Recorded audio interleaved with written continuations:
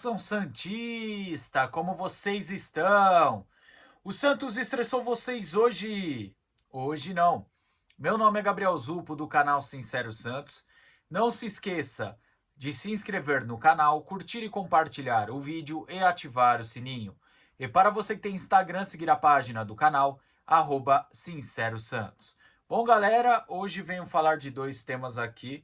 O primeiro, onde está Pedro Martins, e que um dos goleiros do Santos pode estar de saída na próxima janela.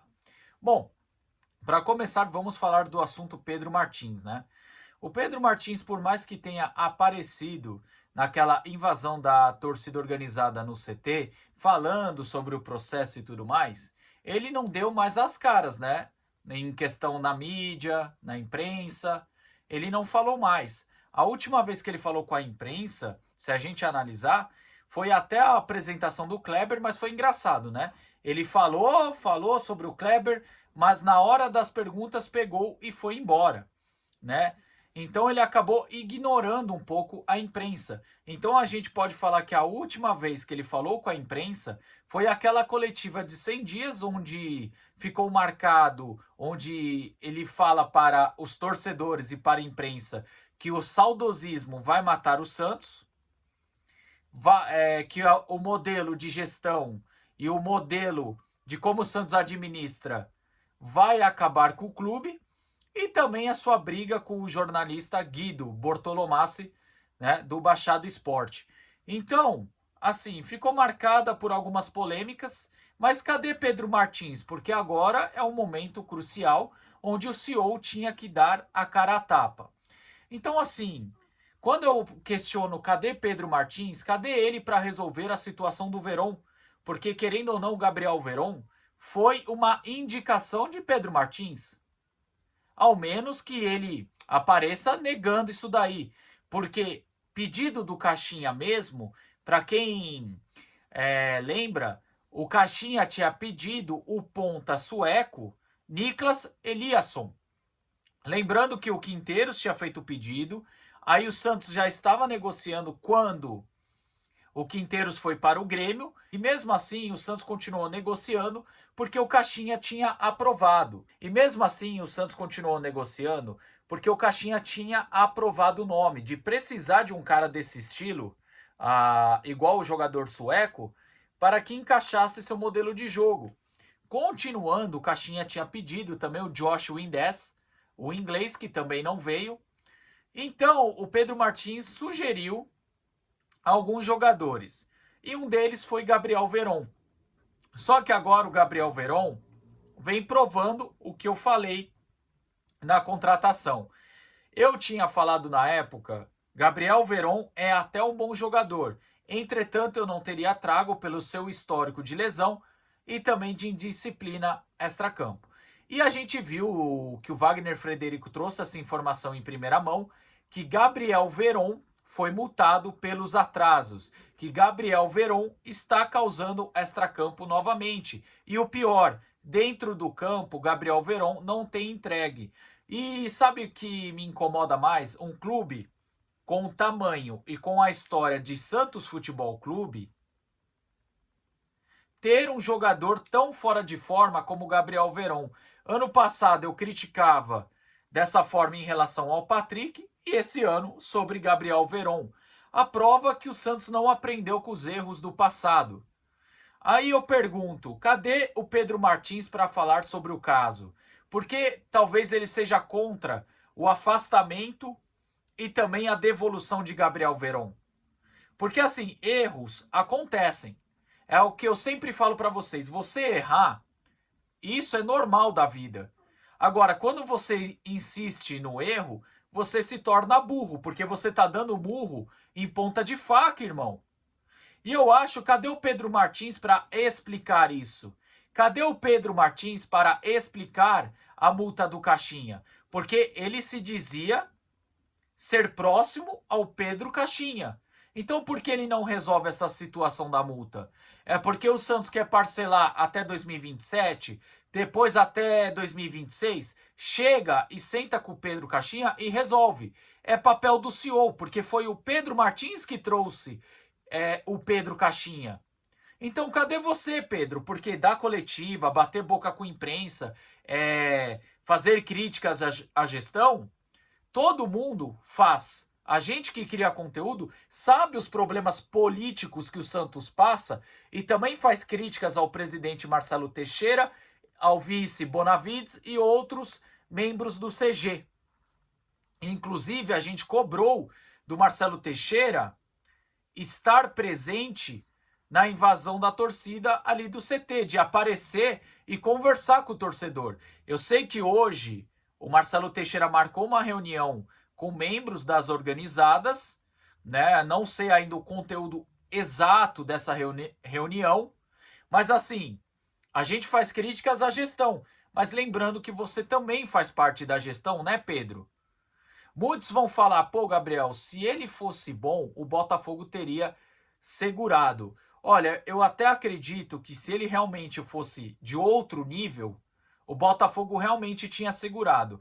Mas um dos fatores para você ver como as coisas são estranhas no Santos é o salário. O Santos colocou um salário bem acima do que ele recebia no Botafogo, pelo menos é o que falam nos bastidores da Vila Belmiro, e por isso ele saiu do Botafogo.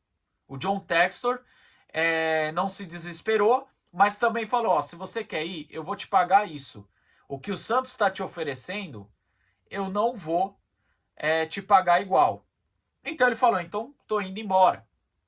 Continuando sobre essa questão do Pedro Martins, é muito estranho porque surgiu um papo, eu vou colocar ainda em status de especulação. Não dá para eu chegar aqui, abrir a câmera e cravar isso. Muitos falam que ele está nessa função por um favor político, na questão política social. Eu não consigo cravar isso, mas fica muito estranho as trocas de favores que tem do Santos. Eu sei que ele tem uma boa relação com o Bertolucci, que tem 4 jogadores no Santos, isso se não ter mais jogadores. Pelo que eu sei, David Washington, Sherman, Souza e Luizão pertencem ao Bertolucci, sem contar o Sandro, que está no Atlético de Minas. Então, assim, ele tem uma boa relação com o Bertolucci, que é dono, um dos acionistas lá da Ferroviária de Araraquara, que tem uma relação também próxima ao prefeito de Araraquara, que tem uma relação com o Pedro Martins. Inclusive, uma das indicações de Pedro Martins para treinador era o Diniz, que é do Bertolucci. Então, fica muito esquisito essa questão do Pedro Martins. Eu acho que, de verdade, depois daquela coletiva que ele enfrenta o Marcelo Teixeira, ele deveria ter sido mandado embora. Sendo que ele não é o único culpado dessa situação, né? Assim como o Paulo Brax não era o único culpado. Assim como o Alexandre Galo também não era o único culpado. Faziam parte do problema. Então, assim, galera, o que eu posso falar? Cadê o Pedro Martins para explicar essas situações erradas, tanto do Caixinha, como essas questões que o Santos vem aí sofrendo dentro de campo e ele não consegue explicar, tá certo? Bom, passando para a segunda pauta desse vídeo, como diz aí no título, o Santos pode perder um dos seus goleiros no meio do ano, que seria a próxima janela. Bom, todo mundo sabe que o Galatasaray tem interesse no Brasão, sem proposta oficial, mas outros clubes da Europa, tanto ingleses como italianos, também têm interesse no Brasão. Até o breve momento, nada oficial na mesa. Quando eu digo um dos goleiros, isso porque o futebol brasileiro tá de olho no João Paulo. A gente viu que Cruzeiro e Fluminense sondaram a situação do jogador, que pensa em sair do Santos. Bom, vou começar pelo Brasão. A informação é, o Santos só vai negociar o Brasão se for algo irrecusável. Até aí eu concordo, até porque o Brasão hoje é titular, o Brasão vem jogando bem e vem evoluindo, né? Tem alguns torcedores que ainda não têm confiança nele, até porque é um goleiro muito novo e eu entendo esse ponto de vista, né? O torcedor, ele geralmente tem mais confiança quando um goleiro é mais experiente, mais cascudo. E não é o caso do Brasão, que está sendo titular pela primeira vez em uma equipe profissional. Mas assim, a informação é, ele só vai ser negociado se vier algo irrecusável, ok? E assim, continuando essa questão do Brasão, eu acho que hoje ele é titular por merecimento, acho que sai melhor do gol que o João Paulo e repõe melhor com o pé do que o João Paulo. Sem contar que embaixo do gol não está devendo nada para o João Paulo. Acho que embaixo da trave a gente tem dois bons goleiros, ok? Agora passando para o lado do João Paulo, por que se cogita a saída do João Paulo? Porque ele tá vendo que o Brazão é titular, ele entende, tá? Não tem racha no elenco, não tem briga de vaidade, briga de ego. Porque o João Paulo entende o Brazão ser titular. Porque o Brazão tá bem, não tem como você tirar o Brazão agora, né?